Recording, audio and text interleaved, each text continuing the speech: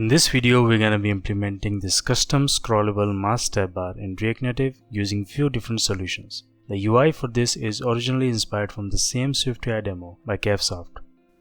So we have this initial custom tab bar implementation with the base UI highlighting the tab when active. So first, we're going to move the background view style below the tab content. Then clone the tab button content as its child, but they will instead have the active state of the tab. Now as we need correct swipe transition based on the tabs area, so for the calculation we would need the total tab bar width, which we can get from onLayout callback and store in a reference. Next, for swipe and tab transition logic, React Navigation provides us with a position animated prop with real-time transition data, using which we can interpolate each tab's active background based on the current active tab.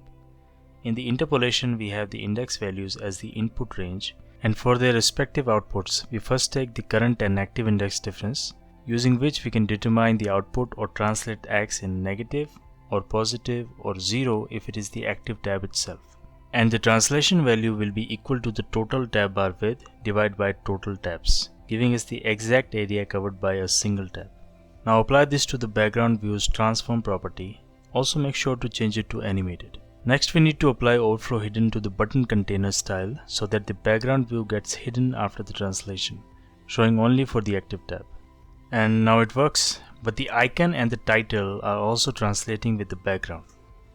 So we're gonna apply opposite translation for these. Now this, and along with the overflow hidden on the background view, container will give the illusion that only the white background is moving, as you can see here. As right now it is showing below the main tab area, we can apply absolute fill object on the background view, finally giving us the masking effect on the tab bar. And now it will work, but just for an extra measure to also support right to left layouts, we can inverse the translate animated value like this. And we're done. It's compatible with all the platforms supported by React Native: Android, iOS, web, macOS and Windows.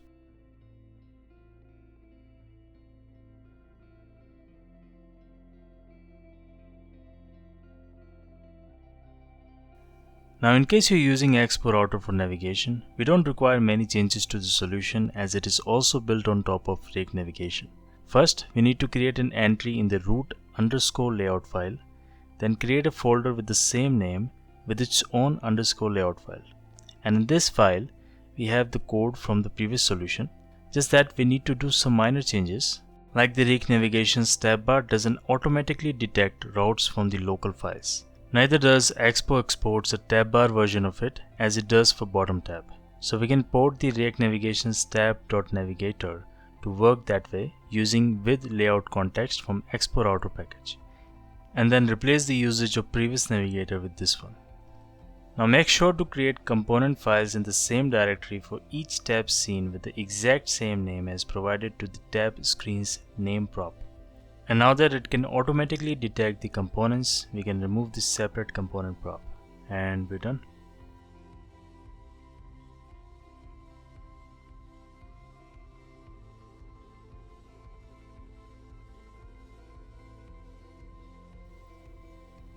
Now the thing is that React Navigation uses another package, React Native Tab View, under the hood.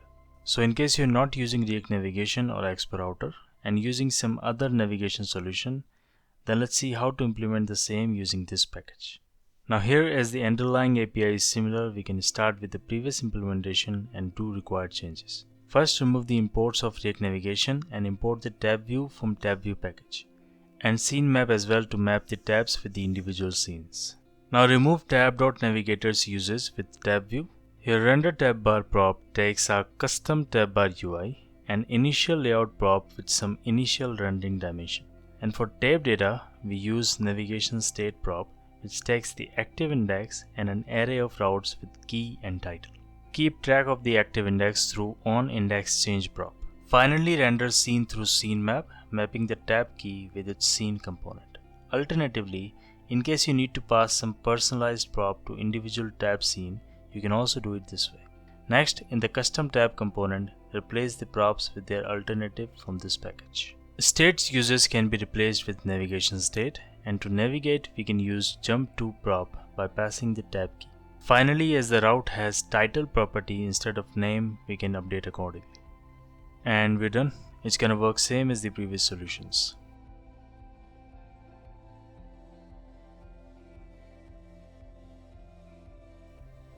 But the React Native tab view itself uses React Native pager view package under the hood for tab scenes. So let's see how to achieve the same effect using only this package.